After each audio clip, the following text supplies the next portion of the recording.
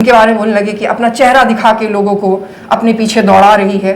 अच्छा, तो हमने लगा लिया मास्क कि चलो ठीक है, फिर तो नहीं चेहरा दिखाया जाए। अब कह रहे हैं कि चेहरा दिखाइए। तो पहले तो आप डिसाइड कर लीजिए कि आपको चेहरा देखना है कि नहीं देखना है। नहीं, अब देखिए, अब लोगों का, अब एक गाना है इस पे, कुछ तो लोग कहेंगे, लोगों का काम है कहना, तो लोगों को कहने दीजिए, सुनते रहिए, आप अपना काम और धुन में लगे हम रहिए। तो अपना ही काम कर रहे हैं। हमें लग रहा है कि जिस तरीके का एक समाज बन गया है, हाँ। कि नीतीश जी की शक्ल की बात नहीं होती, कि वो कैसे, नीतीश जी कैसे दिख रहे हैं, लालू जी की शक्ल की बात नहीं हो रही है।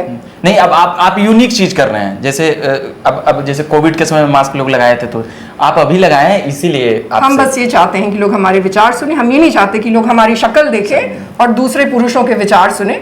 इनफैक्ट हम ये चाहेंगे कि जितने भी युवा पॉलिटिशियन है आज के डेट में, आप उनकी शक्ल देख लो और हमारे विचार सुन लो। हमारे विचार सुन लो। का ये बात है कि अभी क्राइम पर हम आएंगे। आपका ये जो बिहार में जिस प्रकार से क्राइम और जमानत जब्त पे भी, हाँ, जमानत जब्त पर भी, हम पहले जमानत जब्त पर ही पूछ लेते हैं।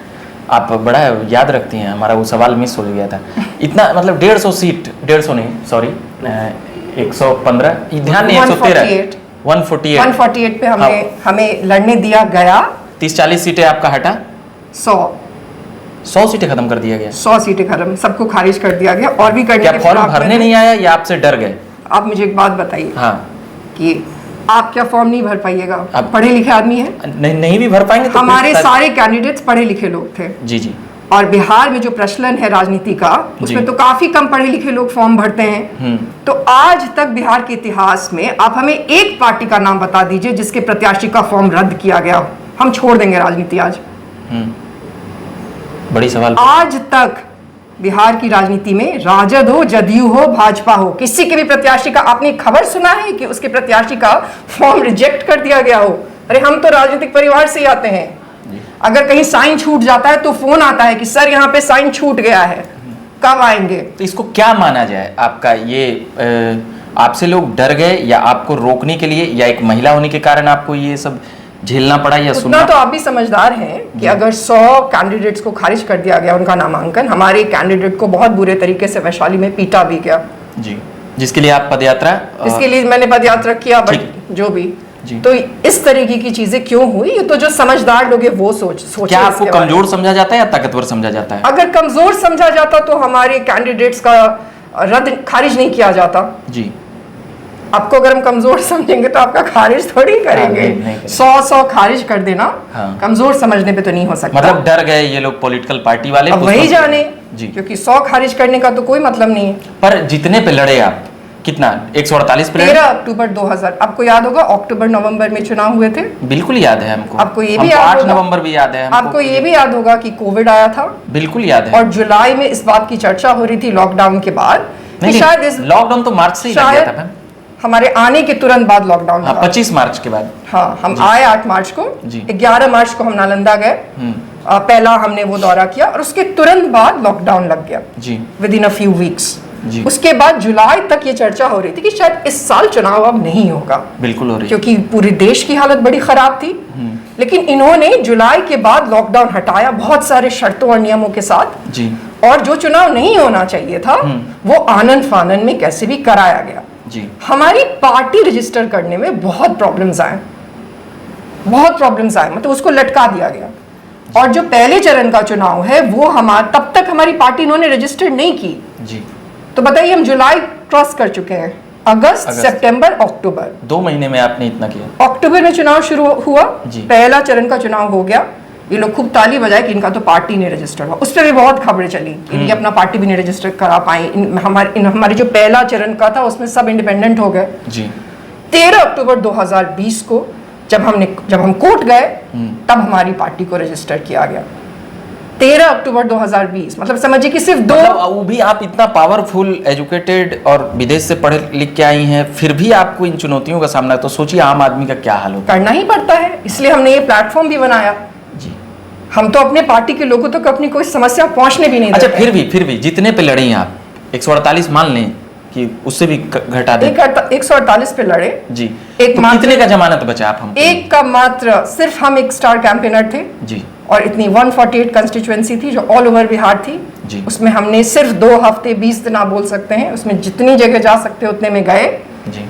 और एक आदमी को जिसने जाति की बात नहीं की, धर्म की बात नहीं की, सिर्फ प्रोग्रेस की बात की, आगे बढ़ने की बात की, जी। उसको उतने सारे वोट आए। जमानत का क्या है? अच्छा एक बात बताइए, एक आध सीट जीत जाती एक तो बात थोड़ा सा बताइए। विधानसभा में तो आप लोग का ये तो उठता पॉसिबल नहीं था ना। आप जी। तो समझदार आदमी हैं। तो क्या 25 जब में पार्टी 25 जब पार्टी ही नहीं रजिस्टर हुई और आप अपना इलेक्शन सिंबल तक नहीं पहुंचा पाएंगे लोगों को, तो वोट किस पे परेशानी। करेंगे? ठीक है, तो 25 में तो आपको समय मिला, 25 में क्या कैसे देखते हैं 25 का विधानसभा का आपकी पार्टी हम आपको और आपके जैसे जो सोचने वाले लोग हैं उनको एक चीज याद दिलाना चाहते हैं। जी दिलाइए।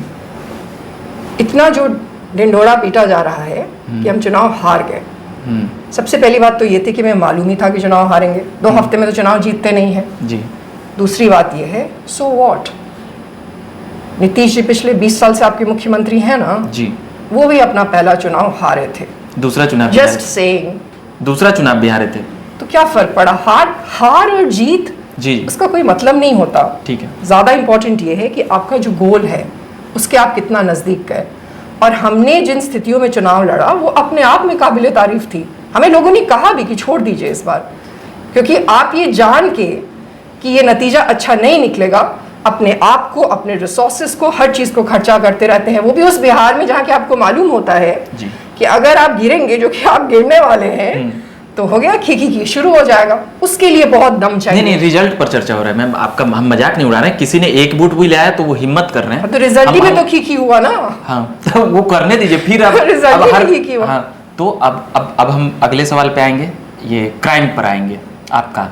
और इस बार का हम पूछ लेते हैं 2025 विधानसभा में कई और पॉलिटिकल पार्टियां हैं, जैसे पुष्पम प्रिया एक नई आई पार्टी लेकर, प्रशांत किशोर नाम जानते होंगे, शिवदीप लांडे अभी बनाए, और भी लोग बनाते रहते हैं, मगर इन तीनों का ये चीज़ें काफ़ी जोड़ कर देखा जाता है। प्रशांत किशोर, शिवदीप लांडे, इन सभी को कैसे देखते हैं? पॉलिटिकल पार्टी बनाकर आ रहे हैं, क्या उन लोगों से चुनौतियाँ मिलेगी? राजद, जदयू जो परंपरागत पार्टी जो 30 साल 40 साल सैकड़ों वर्षों से भी पार्टियाँ चलते आ रही है, तो इसको कैसे थोड़ा सा हमें आप अपने जवाबों में आंसर देंगे? 2 ही पार्टी है, 2 ही गुट है जो जमीन पे है। जी। 2 ही गुट है, एनडीए और इंडी अलायंस, एनडीए और महागठबंधन, जो भी एनडी बोल लीजिए, जो भी बोल लीजिए। बिल्कुल। राजद बहुत बड़ी पार्टी है जी। उसके सपोर्टर्स हैं, मैसिव सपोर्ट है उसको, जी। फॉर वट एवर रीजन है, कोर वोटर्स हैं वो, एमवाई जो भी कारण हो, कोर वोटर्स हैं उसके। बहुत सारे लोग उनको वोट करते हैं, सिर्फ एमवाई नहीं है, बहुत सारे लोग और भी लोग वोट करते हैं। उसके अतिरिक्त एनडीए है जी। एनडीए का जबरदस्त कैडर है जी। इतने सारे जो उसके अतिरिक्त नाम है, वो एनडीए की ही बैसाखी पे सवार होके निकल जाते हैं हर चुनावों में। जो वोट होता है चंक, वो एनडीए का ही होता है, जबरदस्त कैडर की वजह से। यही 2 गुट है जो चुनौती हैं। बाकी ये लोग चुनौती नहीं है। जो 2020 में चुनाव तो आदमी जीतने के लिए लड़ता है ना। प्रशांत किशोर बड़ा दम भर रहे हैं, उन पर कुछ बोलिएगा नहीं?